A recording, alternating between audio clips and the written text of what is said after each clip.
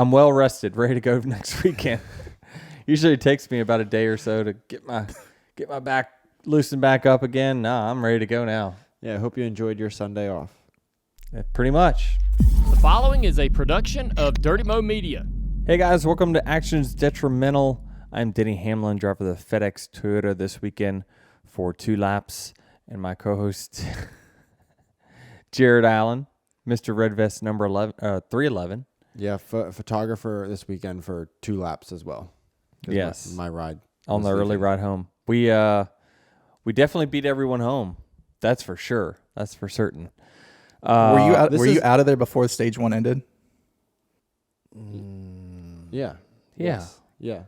Thanks to all those cautions. Yeah, I was thinking maybe we were going to make it home in time for the end of the race.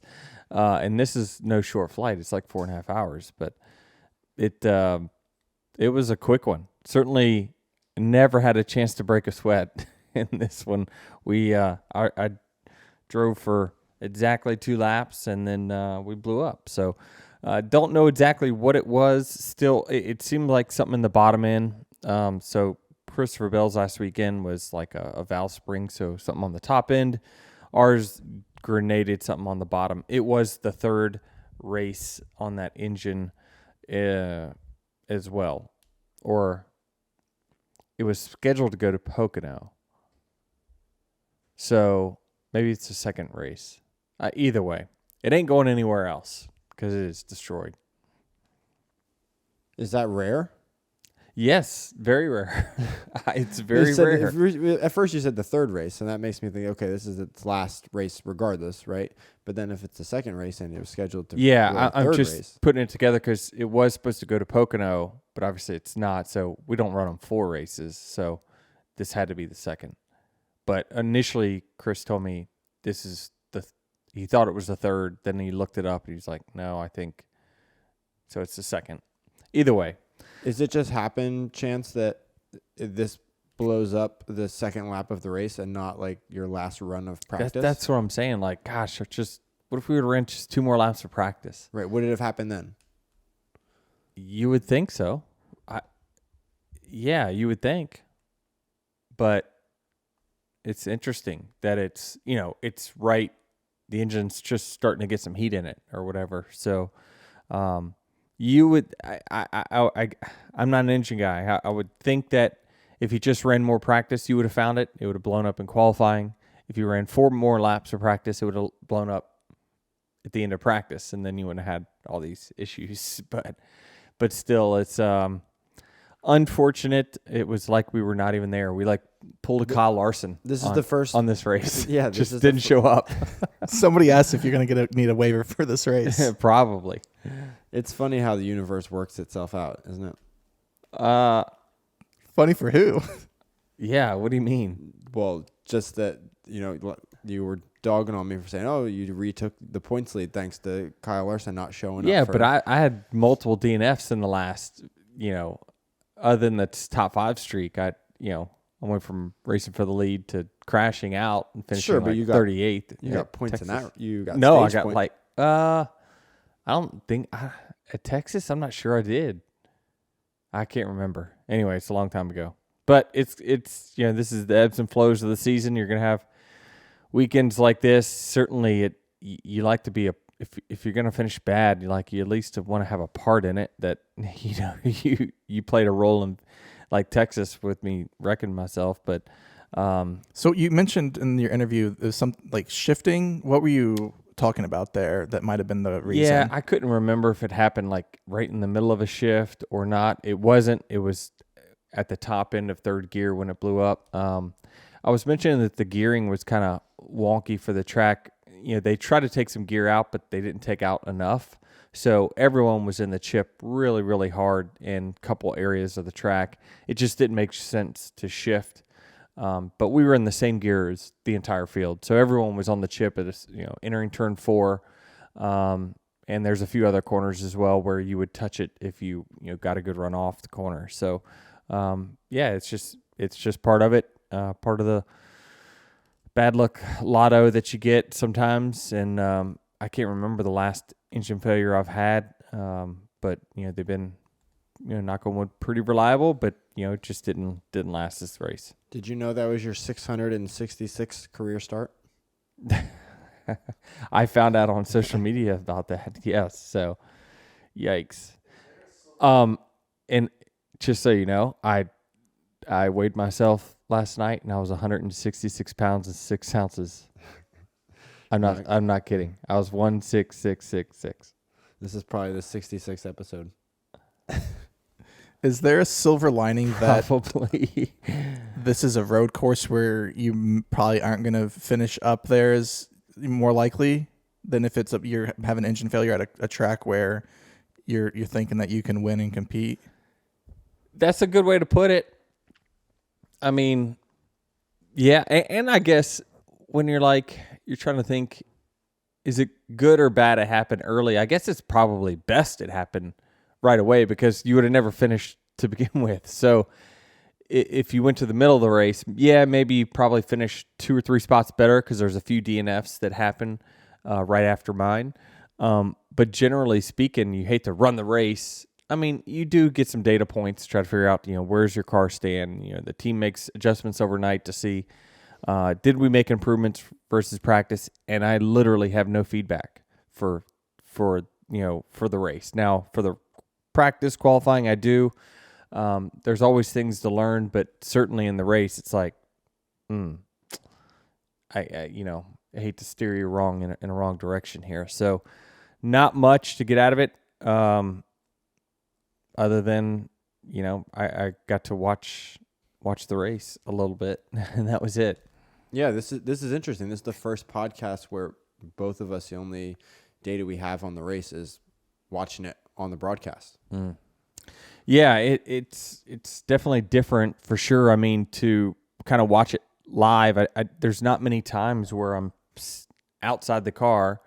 Usually it's at the end of the race, if I do get into something and then it's bam, it's over. But like for an extended period of time, sitting there watching the race live, and it's just like definitely feels weird not being in it. So, yeah, it's definitely a different feel for sure to fall out this early in a race.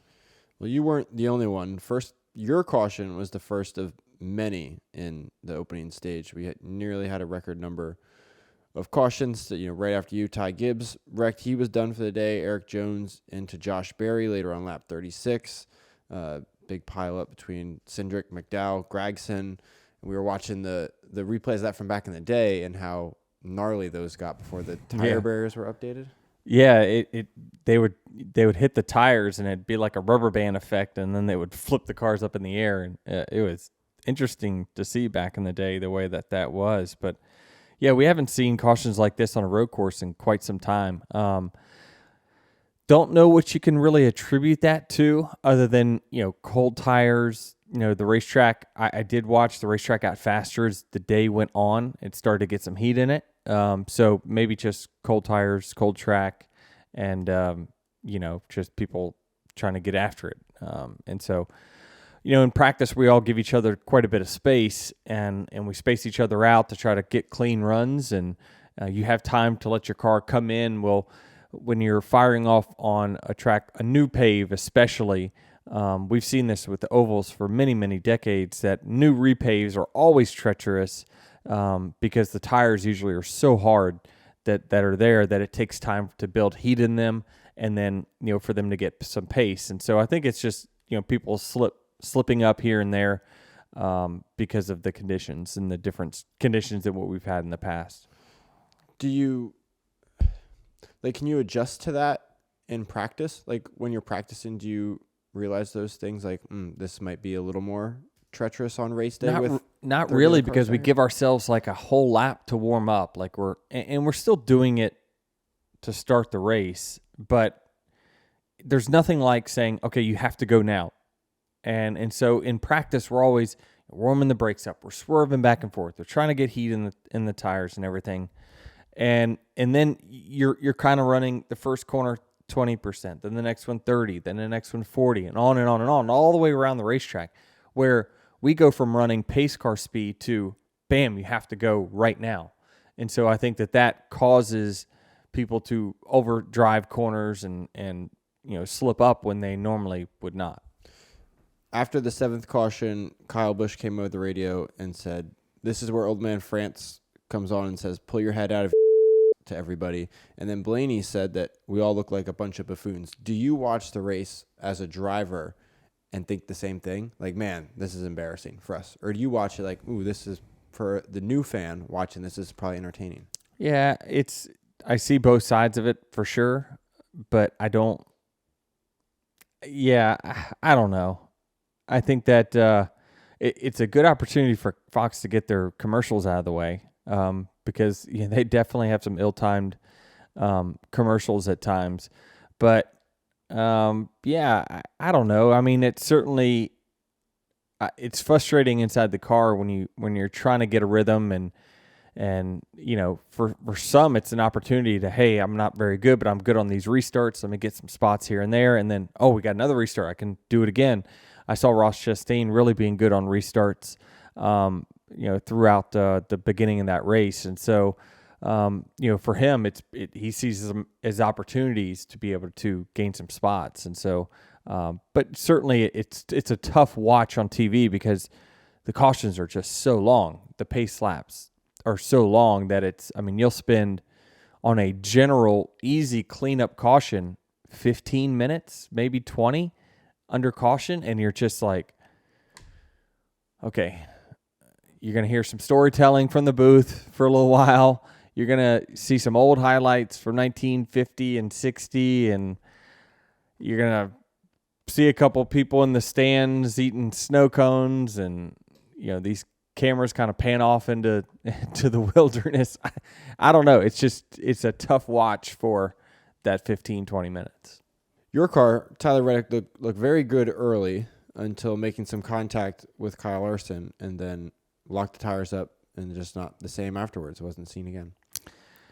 Yeah, I'm not really sure if he had damage or not. I didn't see that part of it, but I saw him racing Larson, and again, then he locked up tires. But certainly, from my standpoint, I was kind of watching all the lap times there for the entire race, and he just didn't have the speed, it seemed like, that he had at the beginning of the race. He certainly did not have that at the end, for whatever reason that might be. Could be traffic, could be that he had actual damage on the car. We don't know. Here's what he said. Visually on the body, it doesn't look like much. The wheel was off a little bit. Just stupid. I was on cold tires, and it was going to be really hard to hold him off anyway. I kind of just fell for it. I don't know. Yeah, what he's saying is that Larson, usually when you have these type of hard tires that I talked about, the reason that we slide around for a lap or two is because they need some heat in them.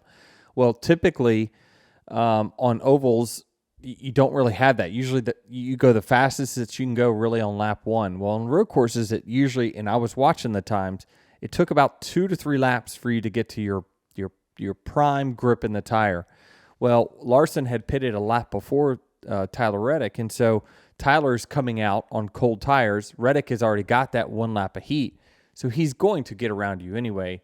You just have to concede that. But it looked like he was not willing to concede that and wanted to fight for the position right then, because he thought, well, if I can hold him off, then I can keep him trapped behind me, and then he's going to have to follow me through the field. I'm not so sure about that. I think that I saw enough out of the speed of Larson's car that made me believe that he was a little bit faster than Reddick was. So thinking you're going to hold him off was probably a tough ask, even though he did leading up to the pit stop, he had held him off.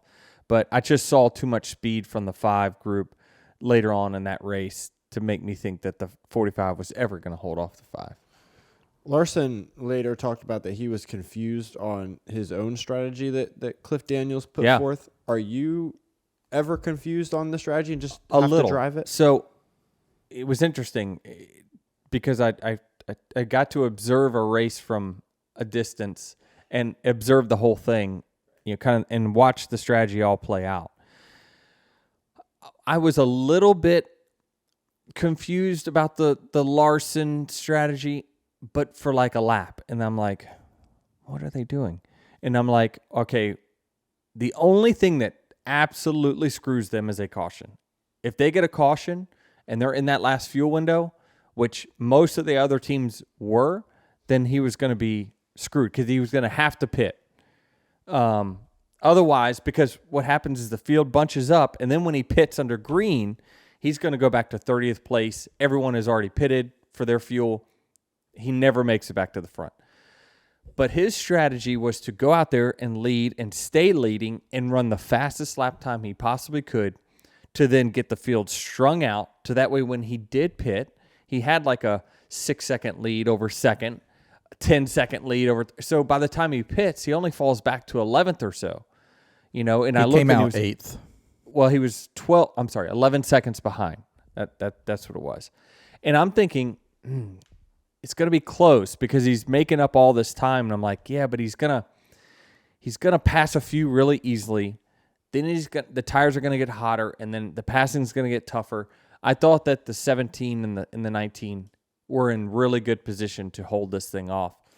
But looking at the times, Kyle Larson's car just never fell off. He was still able to run those low 74 lap times, and the leaders like Truex and the 17 were running, low 75s, and it's just, you're not going to overcome that. 1 second of lap time, you're not going to be able to hold off. If you're a half a second faster, I think you can hold someone off on a road course, but not a second. And it just seemed like that those two battled their way, and then here comes Larson. So I thought it was a great strategy call by Cliff and their team just to let him go out there, make lap time, and then wherever we come out, it's just the faster he can go while he's out front, he's just going to be in that better position when he does pit. He's going to have that much fresher tires, and he's going to be that much further up the field in case a caution does come out. So say he pits, caution comes out. Well, then now he restarts 8th with the leader right in front of him,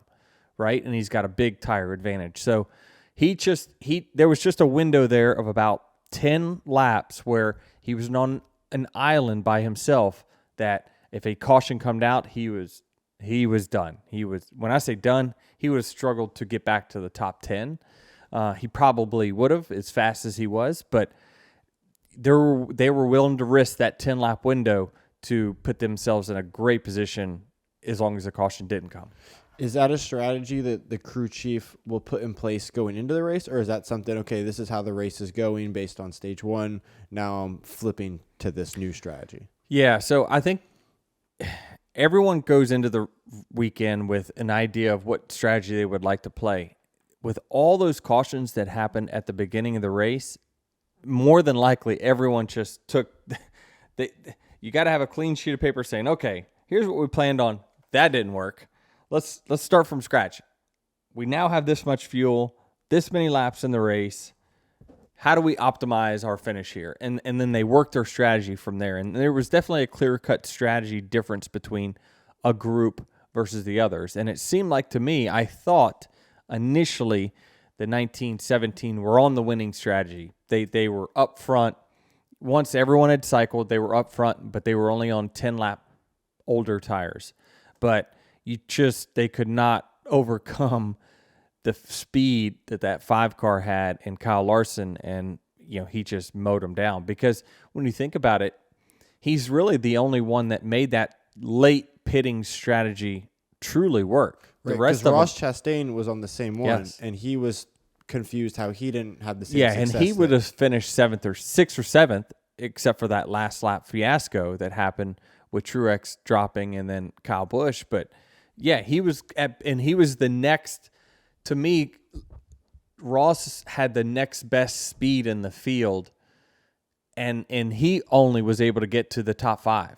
So it just tells you there was a pivotal moment in that strategy call or during the race that the 5 was able to make up spots really, really quickly.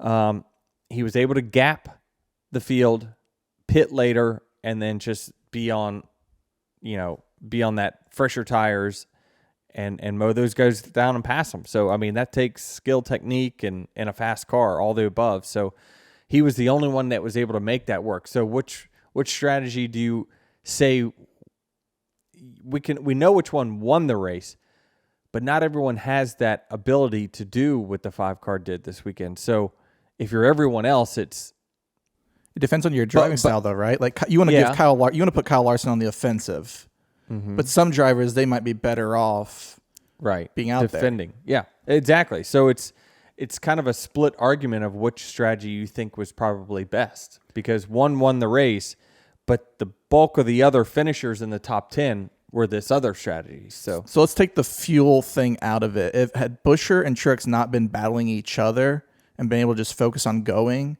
do you think it would have been easier? Because they talked about if Truex could have passed Buescher, he was faster, he probably would have won. But they had to fight each other for so long. Yeah. Yes is the short answer to that. It had the 19 gotten out in front of the 17 quicker. I thought that it was kind of a perfect storm for Kyle because he had the 17 kind of backing the field up to him. So he was slowing up the 19. Now the 19 actually got around him in a fairly efficient manner for as few laps as he was running behind him. But, then he blew the next corner that he had. So, it was just interesting to see it all played out. But I just think that the best driver and team won on the weekend. The right car won for sure.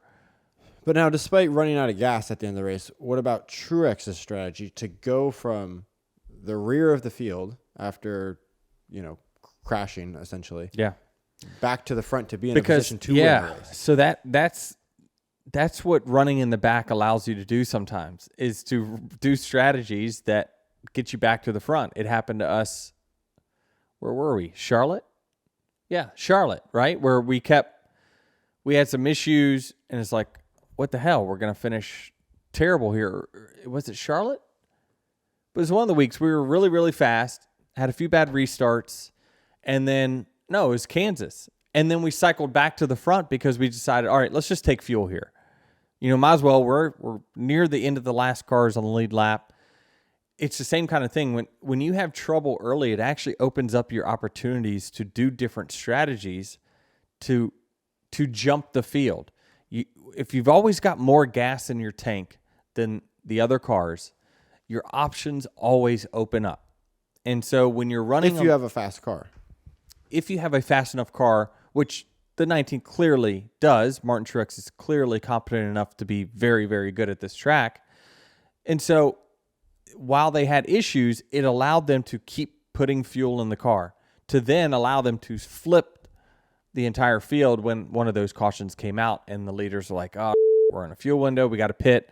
Martin Truex is back there saying, oh, well, I just pit a few laps ago after we spun. So it's just those opportunities come up when you are running at the tail end of the lead lap. But the way you explain it, like you make it sound so easy, where it's like, oh, well, you have all these other opportunities to capitalize it, but nobody is going to voluntarily run poorly, so they have that opportunity. No, but it's how bad cars get good finishes a lot of weekends, is that, it's very, very tough to call a race when you're the leader because you've got one of the fastest cars. Everyone behind you is thinking, I'm going to do the opposite of what you do. I mean, it just puts you in a very, very tough spot. However, again, when you have a full tank of gas in the car and when you don't have to stop, and the only reason you would have to stop is because you run out of gas, it gives you options to stay out when the bulk of the field needs to pit. Sounded like a lot of these drivers towards the end of this race were trying to save fuel. Obviously, Truex runs out of gas. Kyle Busch the same. Buescher said he was saving fuel on the last handful of laps. Yeah, it looked like the cars that pitted on lap 68, if I remember correctly when I was looking, they were cutting it. The fuel window was 40 something. If you add 40 to 68, you get 108, so you come up too short. But it just depends on how hard you run. I was looking at the pace. The pace kept picking up as the race went on. So that definitely hurt fuel mileage. So if you were using fuel mileage from the very first run of the day where the track was maybe a second slower, you're going to get better fuel mileage than you are when the track starts picking up speed. So the reason you're picking up speed is you're in the gas more. So that, that's kind of one of the guessing games that these teams have is looking at how much throttle that the driver is using, knowing that, we're not going to get the fuel mileage we got the very first run of the day. We need to adjust from there. So, driver, I need you to start saving here to make it to the end. Wouldn't you assume that at the end of the race you're going to be going harder and you're going to need the gas, or is it they were assuming there'd be a caution or something? Well, yeah, they needed was all one caution, right? And they had just had a slew of them the first, 30 laps of the race. So any one caution that happens in that third stage is money for them. And then, but we didn't hear anything over Truex's radio, at least that I'm aware of, that it sounded like he wasn't aware of that was going to be an issue. Is that them just not telling him, or like? Yeah, it just again, but he got clean track for the first time that he had all day. So did they actually even get a good fuel reading throughout the day? Right. So he didn't have clean track until that 30 lap window or so at the very end of the race. And so, but you still can see how much gas that you're using. The crew chief can see and the strategist can see. But again, then you're kind of making assumptions on how much gas is in the tank, which is Ryan Blaney confirmed what we thought last week on the show, that they didn't have the fuel in it that they thought they had. They knew how much they poured in the last tank. They didn't know how much they had in the tank before they put in that last can. So same kind of thing is all you have to be off is just a little bit, and you don't leave yourself much room for error. We've seen this now 2 weeks in a row. As a driver, are you going to Chris and just saying, "Hey, let's make sure this is buttoned up and we don't have this happen to us going forward," or not a thought I of don't. yours? No, I just let them do their own thing, and they kind of calculate and the risk as they see fit, right? I mean, certainly there was an opportunity. The reason they pitted on whatever lap they pitted on, it was very cutthroat to make it to the end of the race, and their calculations probably showed that they were going to make it to the end, but no green, white checkers. And any caution that they have in that window is just going to add laps of buffer for them. But there's a clear reason why they pitted on that lap. They were either battling someone on the track, or a caution fell during that time that allowed them to do that. So it was a perfect storm where they had to pit there, and they knew it was going to be close, but they were willing to take that risk. Are you watching if you're a crew chief, are you watching the early part of this race with all the cautions going like, okay, here's the precedent. This is what the day's looking like.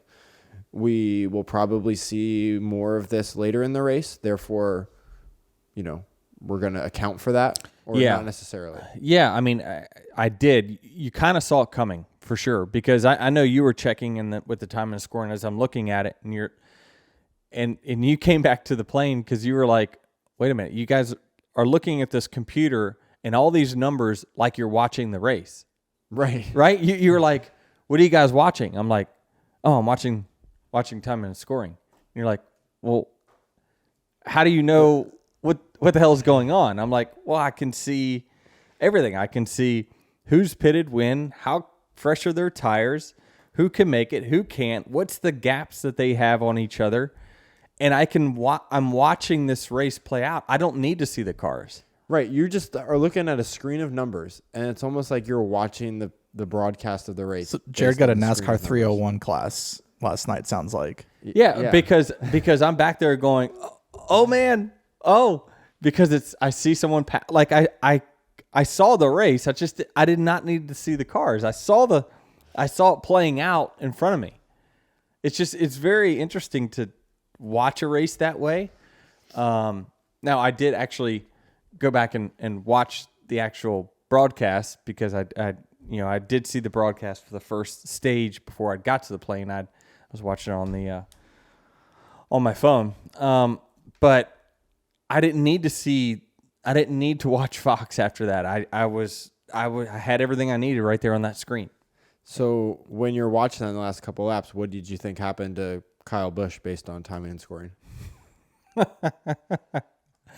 I was watching Ross catch Kyle. And all right, so all I can see is a name, and I see that name dropping, because other cars are passing start-finish line to finish the race, and the person that was in this position just keeps, like with every car that finishes, it knocks them down one. And so I guess I assumed what happened. Like I knew that a top 5 was on the line, and honestly, other than driver ego, and we definitely have that. Like, what's the difference between 5th and 6th? It's 1 point. But I just knew that the 1 was going to go for it. Now, I don't know. What we don't know is that because he came from entirely too far back in turn 4 to run into Kyle, was Kyle running out of gas and then the one car panicked and overdrove the corner? You know what I mean? Because he was 2 car lengths behind entering turn 4. There is no rhyme or reason you should even be close to being beside somebody in the middle of turn 4. Just trust me on this. I drive, I race, I understand. You're 2 car lengths back entering 4. You're not getting there. You might close it to 1 car length if you really drive it in. There's no rhyme or reason he should have been beside the 8 unless he entirely missed the corner like by a mile, which that's a possibility, or the 8 had stumbling issues. I'm going to get you that answer before the end of this podcast because I'm going to look it up on SMT to see. Because we know the 8 eventually did run out of gas. So my question is, was he stumbling at that point and then trying to hit his fuel switch? And then here comes the 1 like, holy what's going on? And then just totally blew the corner. Listen, the 1 blew the corner no matter how you look at it. He wasn't going to, I mean, he drove up way beyond the rumbles, and there's no disputing that. It's just a matter of, did Kyle not help his own cause by running out in that spot? I mean, Ross drove aggressive against Daniel Suarez earlier in the race, and Suarez was like on the radio like, what the hell was that? So I think Ross was kind of in a old school Ross mood. I mean, that's what the internet thinks for sure. Well, do we want Samantha Bush's thoughts? Because I think she just said, locked up my tires, a.k.a. overdrove the corner, included a GIF that said schmuck. I mean, she wasn't impressed. She was watching the same broadcast we were watching. Okay. So I'm watching here, turn 4, the 8 car, without a doubt, had some issues entering turn 4 because he lifted like all the way out of the gas on corner exit or halfway down that short chute. So we can't. Yeah, we can try to put it on Ross because of the reputation, and I totally understand that, and it's warranted. Trust me. But the 8 had issues. The 8 had issues down that short chute before turn 4. He definitely let off for whatever. I think he was out of gas. I think the 8 was out of gas entering turn 4, and then the 1 was caught very off guard by that. He definitely missed his mark by just a little bit, not a ton, but a little bit, and then got into the 8 there. So it was just kind of a perfect bad storm. And the 8 pitted on the same lap, 68, that the 17 and 19 who had gas issues. How quickly do you have to make a judgment call on that if you're Ross behind someone? I'm assuming you're going into this corner. You're just anticipating them. Well, yeah, he's thinking. I think he entered that last lap like 4/10 behind the 8 car, and you know that you're running 6th and he's 5th, and you're like, damn it, I want to get a top 5 here. I mean that it's a mark in the stat column, right?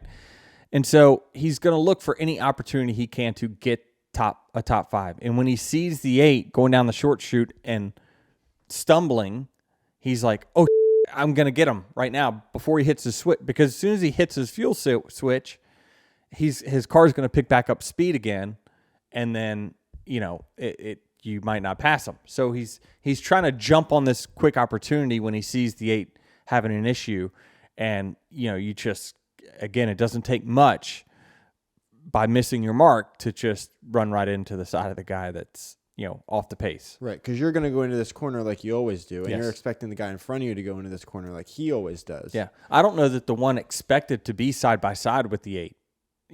had the 8 not been there, the one runs over the rumble strips. Yeah, he runs a little wide, but that might be the line he was running all day. So he wasn't running, and by what I saw, he didn't drive in any deeper than what the 8 car drove in the lap before. Right. That's what I'm looking at. And what I'm also looking at is the fact that the 8 had stumbling issues and was off the gas where you would normally be wide open throttle. So I think he ran out during that time, which, it could be too why he wasn't ballistic. I almost quote tweeted Bob Pockris when he says, when he quoted Kyle after the race and was like, we had a great blank Chevy, and we didn't have as good of tires, and it was straight out of a PR person's mouth. And I was gonna quote tweet, "Ha ha, funny, Bob." What did he really say? Like, because you just knew, because everyone was thinking, "Oh man, Kyle's gonna lose here." If he didn't run out of gas, he probably would have lost it, as he should have.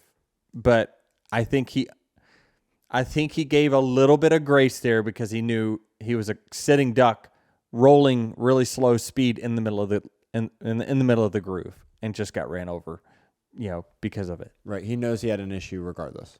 Yes.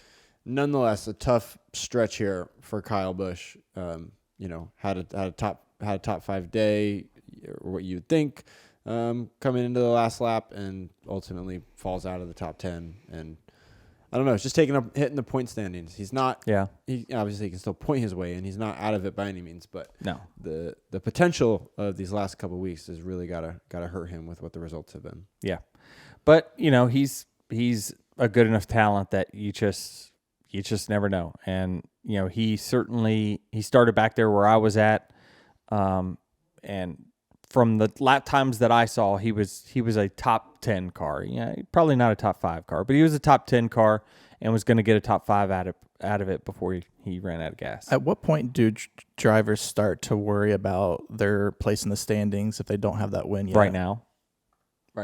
Yeah, that whole bubble group from I'm going to use your sheet here. I know you spent a lot of time on this. You were here early this morning. I went out and... I'm here early every time we take. I know, but you come in an hour early? Yeah. Wow. I come in, get everything set up, make sure everything's working. For those who don't know, guys, I basically just roll out of bed and come on down here. So how did you see that he was here an hour early? There's a puppy. We'll get to that later in the show, too. We don't have that kind of time. All right. Yeah, so I'm looking at... So you're asking, who's worried, right? Logano, Busch, Bubba, Buescher. They're worried. They're worried. They got a little bit of a gap there to, Ryan Blaney, Bowman has got like, they got like a 50, 60 point gap, which, trust me, that can go away very quickly. All I got to do is blow up on lap 1 or 2. They got a little bit of a buffer, and I think they're running good enough that they're not really crazy worried. Then they've got Chastain right ahead of that. He's running good enough. He's running in the top 10 or just outside of it most weeks, and that you do that week after week. That's going to be enough. You just can't have runs in the 15 to 20. Too many of those, you're opening yourself up to a new winner coming in, moving that cut line again. So my sleepless nights people are Logano, Busch, Bubba, Buescher. Those are the people in my mind who are sweating it right now. Are you sweating it because you're worried that you don't have the potential to win a race? Well, you haven't yet, right? So if you're those guys, you haven't won yet. So do you just think that magically you're going to have an Austin-centric weekend? Maybe you have that outlook. But they're in that position 180 or 170 behind because they haven't had the speed. all year that it takes to really win. You would argue out of the most dangerous out of all of them, you would say it's Buescher, closer, him or Logano. Logano qualifies so well. He's going to put himself in position to win races more times than not because of his qualifying. Buescher finds way to put himself up front by the end of these races, and next thing you know, holy might win. When rarely do I see that he's the fastest car. Like I never really see that, but he executes great. Scott Graves and his team just does a great job calling races and strategizing and building a solid enough car that gives him a shot to win a lot of these weeks. So those two are the most dangerous, I feel like, as far as execution. Bubba's got speed, but I haven't, since the short tracks, he hasn't had the top 5 speed that, we want to see. Busch, again, not top 5 speed that I've seen. And his finishes fluctuate quite a bit. So that's kind of my tend to go feeling, is that you got 2 are the most dangerous, but they're already kind of near the cut. Now, those that are outside the cut, I'm not really sure who I think is a huge threat to go win a race between, but we have a super speedway coming up. Briscoe at 17, it's Cindric and Suarez next, and then McDowell 20th. I mean, 21st. I haven't seen enough out of them. You got to run up front first. I mean, we say that, but Cindric didn't run up front at all before his win. So I guess you never know, but if you're really counting on a weekend like Cindric had, then, I guess hope is a strategy, but you got to run a little faster. Yeah, and it also, it took luck of an engine and gas too. Yeah, exactly, right? Without those things, it doesn't happen. But if you put yourself in the top 5, you just never know. But I haven't seen top 5 speed execution within any of those other cars thus far. Doesn't mean they can't change it. So are you, if you're those cars, you're going for a win, or do you still you still want solid finishes. Yeah, these guys are, what I think they're doing right now is they're trying to get the best out of their weekend, and they got one eye on the pylon looking to see where those other cars are at. That's what my guess and assumption is to see where's the cars I'm racing around that bubble. On the Xfinity side of things, we've got a little rivalry here brewing with Shane Van Gisbergen and Austin Hill. Yeah, I guess so. Shane's he's a rough dude. He's not afraid to lay the bumper to you for sure. I don't know how to say it. I mean, he was the fastest in the Xfinity race. Now, Ty Gibbs was on his back bumper the entire first run. I think they pulled out to about a 10-second lead. So they definitely solidified themselves as the 2 fastest once Ty did whatever he did during that pile up. It seemed like there was kind of a 1-horse race.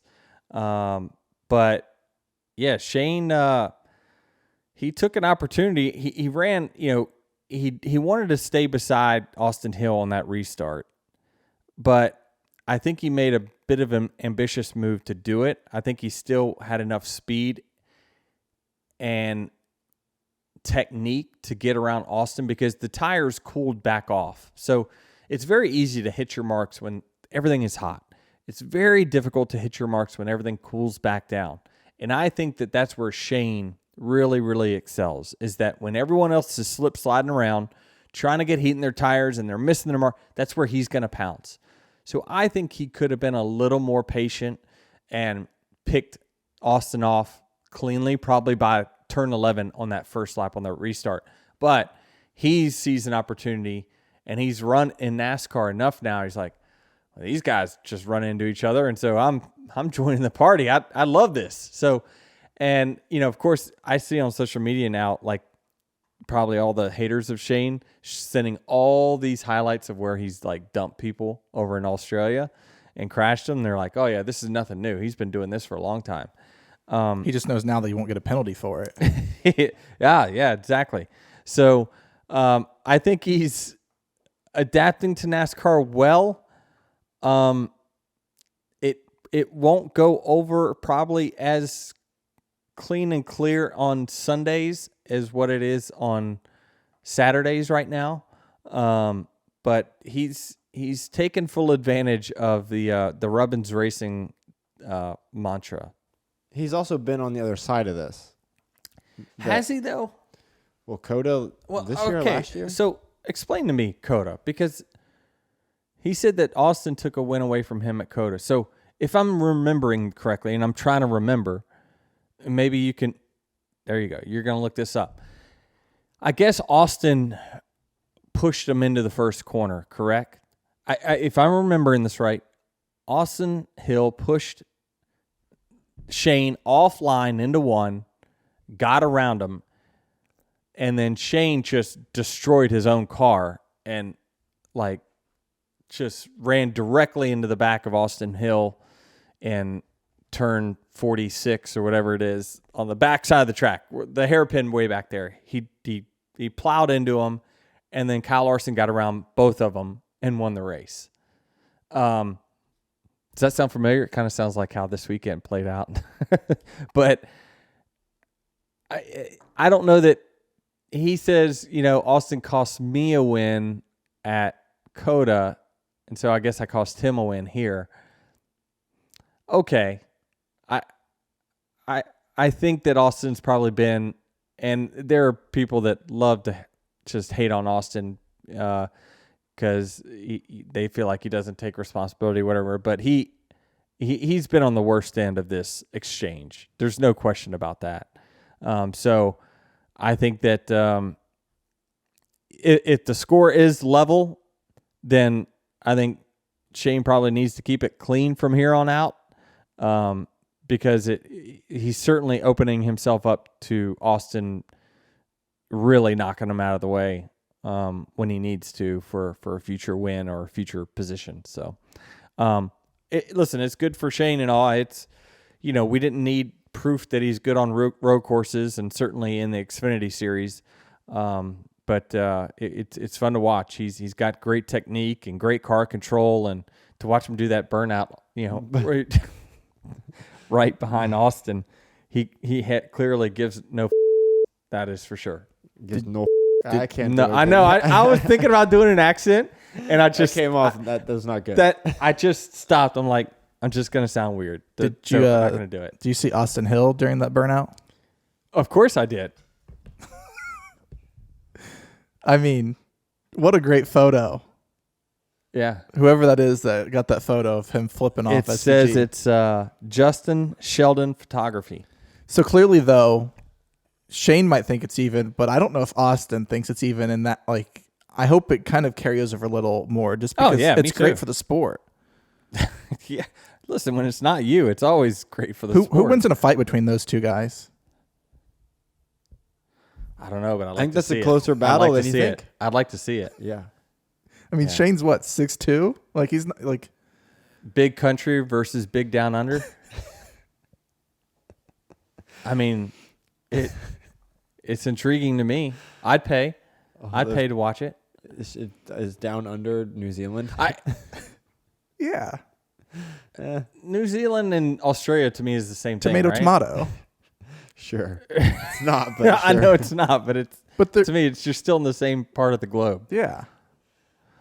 All right. Well, I don't know what else to take from the Xfinity Series other than that. I mean, that's really kind of the only thing that I love his celebration too that he does. No, it was cool with the I don't know if they call it football or whatever.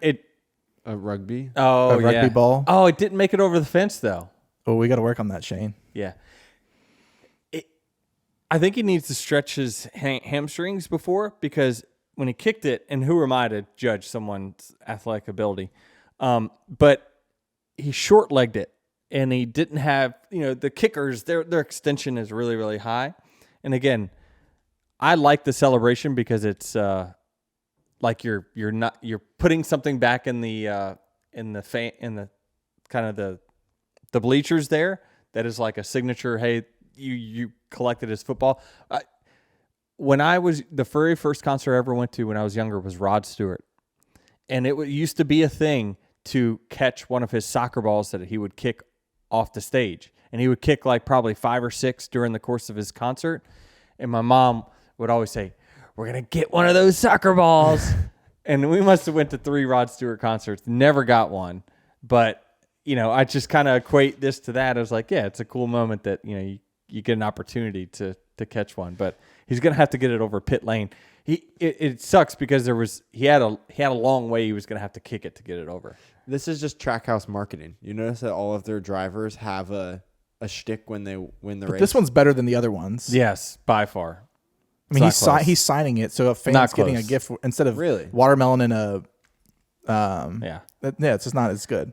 The watermelon's P2, and then you've got A piñata. the piñata, right? Pinata smash. Yeah. Like they're cool, but like, what would Denny's be like? Hit a pickleball over the fence? No, I hope not. I'm not very good at that. I could go downstairs and skunk you right now, 11-0. I mean, just 11-0, Jared. The days are done. You can't even compete anymore. Yeah, I think you've quit. Certainly haven't played in a while. All right, let's move on. Iowa next week. We've got a partial repave. And So according interesting Jeff to me. Gluck, that's because NASCAR told them they didn't have enough time to repave the track. Time because of it was going to get cold, and then they also had to get testing in. How many more days do you need, though, to just finish off a couple more lanes?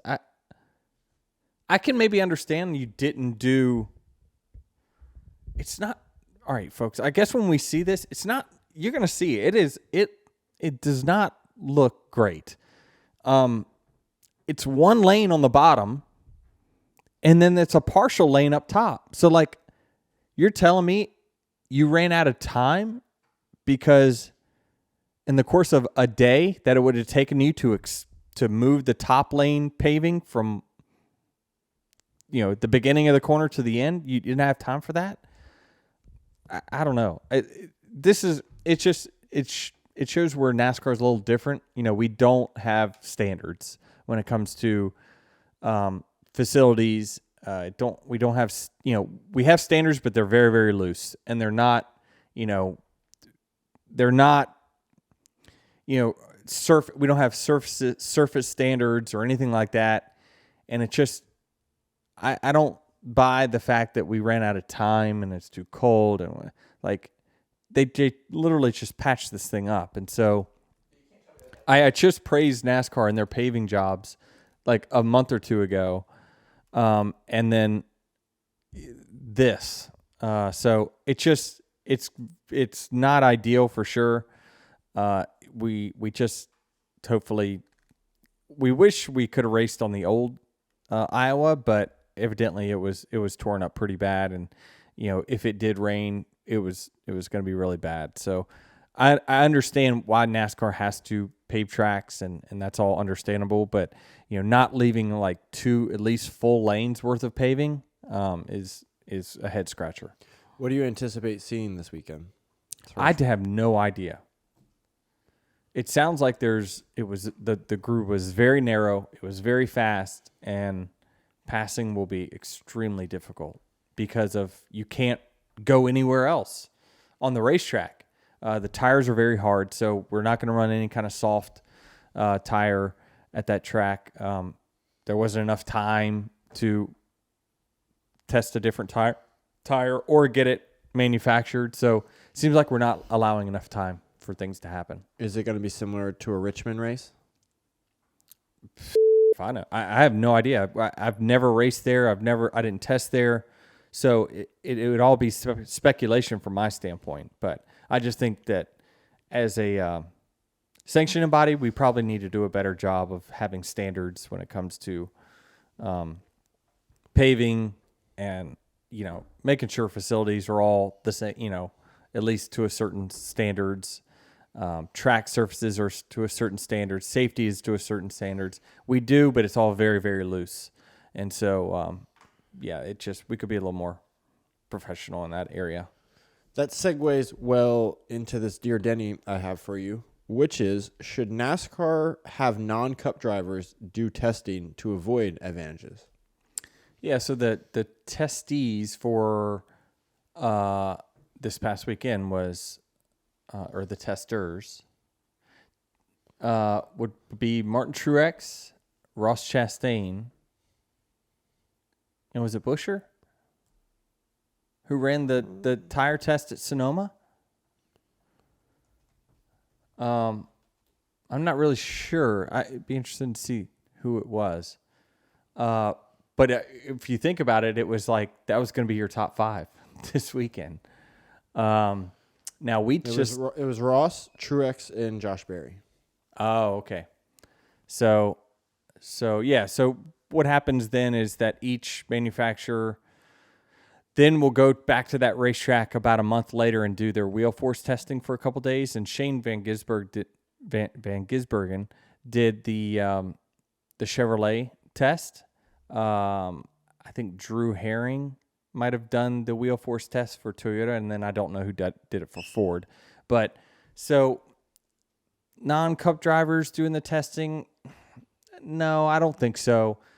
Just simply because you want the cup drivers' input on when they're choosing a tire, things like that, on what they think that will race the best.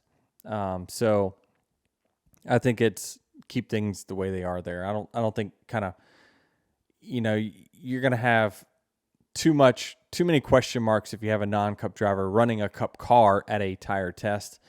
Just not enough experience there. What if it's a former cup driver that's retired?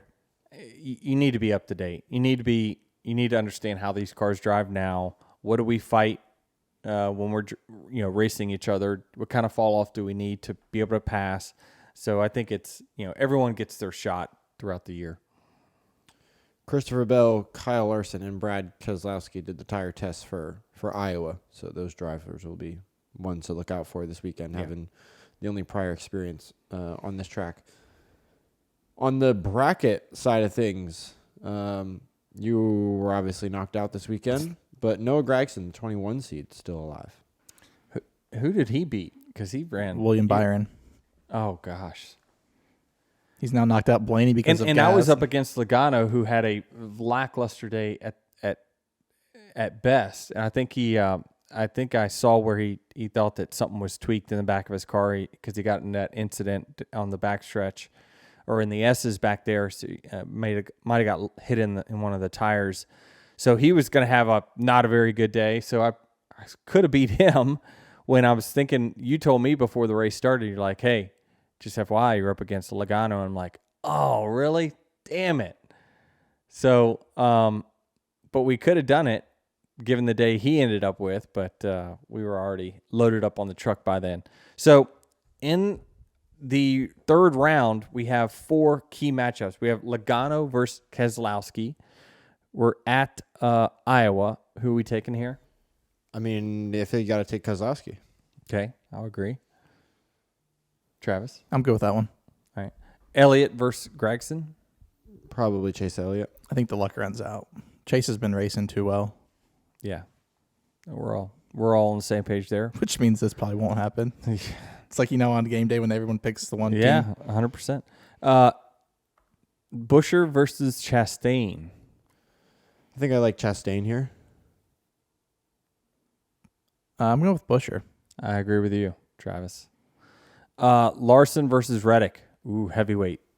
Larson, that's my championship. Heavyweight of the lightweights. And so these might be the two. Reddick's matchup would have been one that they could have talked about because he advanced by 1 spot yesterday. Oh, really? Yeah. Over who? Uh, Who did he beat by 1? C-Bell? Yeah, it was Seabell. Yeah, he beat Bell by 1 spot. Wow, and Bell was faster than him at the end too. Like as far as like lap times that I saw, like Bell could pop off laps a little quicker than. But I'm picking Reddick. Larson. Yeah, I mean he just did the test. It's going to be hard to bet against him, but yeah, it'll be hard. It'll be hard for Reddick, but go Tyler Reddick. Go Tyler Reddick. Yeah. We have one review here. This comes from SUEB229. Love the podcast. keep the puppy.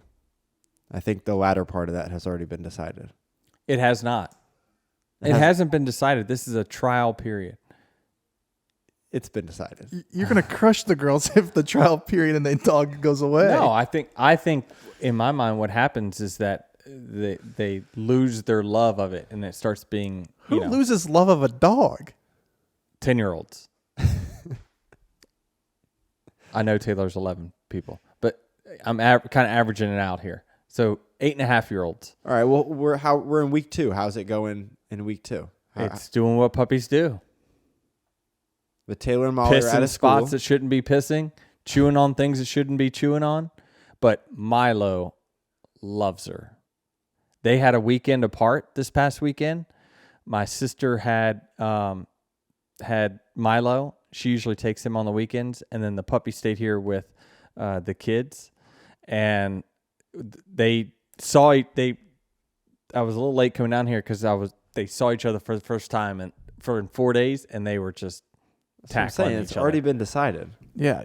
They love each other. Oh, so you can fix the potty issues. No, Milo had the same thing. Yeah, she's just really young. She's like 7 weeks. So, yeah. And then with some good training and whatnot, all dogs can be good if you train them right, treat them right, all that.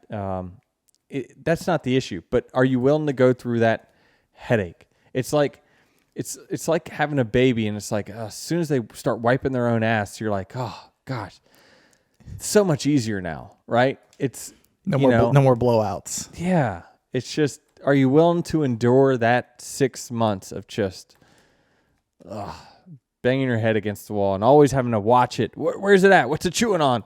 Like, that part of it is just a pain. Are you at all concerned that it looks like this dog's going to be a pretty big dog? Well, we submitted the DNA test to try to figure out what she is. We keep hearing different people, and they're showing their pics of their dogs that are very similar. Yeah, I mean, my concern is it's got Mastiff in it, and if that's the case, then it could be definitely a big dog, but it's too early to speculate. This thing's multicultural for sure. What does your sister think of it? Because that was she was the leading candidate to take over this dog. At least it's how I wanted her to, but the folks at 2311 have raised their hand to say that after extensive training, they would love to have a shop dog. Shop dog or an airspeed dog? Yeah, what's the going rate for a fine for saying shop these days at 2311, Denny? I wasn't referring to the actual building. I was referring to the dog. You can have a shop dog at airspeed. Do you know what I mean? The shop dog at airspeed. So, you know what I'm saying. You can't say airspeed dog. People are like, what are you talking about? Shop dog, you get it. You understand. So, I think that's good. I think that'd be good for the employees. Have that hound just walking around and, just cuddling up next to somebody in their office for a little while. Somebody who takes it home that night, and it's no obligation to them long term. You could just have a little calendar, and you hey, these days I want to take Lulu home, and Jordan gets sensitive every time she hears that I'm trying. She's not a shop dog. She's not a shop dog. Well, she just is mad because I'm trying to pawn this dog off, but I'm not trying to pawn I'm fine with this little trial period. Let's just see how it goes for another week, and then let's decide. But if she left tomorrow, I'd be okay because I got Milo here. He's great. So I'm calling my shot right now. This dog is gonna stay in here. It's a high possibility. Anything else you got? No, I got nothing else. I'm well rested, ready to go next weekend. Usually it takes me about a day or so to get my back loosened back up again. No, I'm ready to go now. Yeah, I hope you enjoyed your Sunday off. Pretty much. Weekend off, yeah. So appreciate all y'all tuning in. We'll get with you after Iowa next week.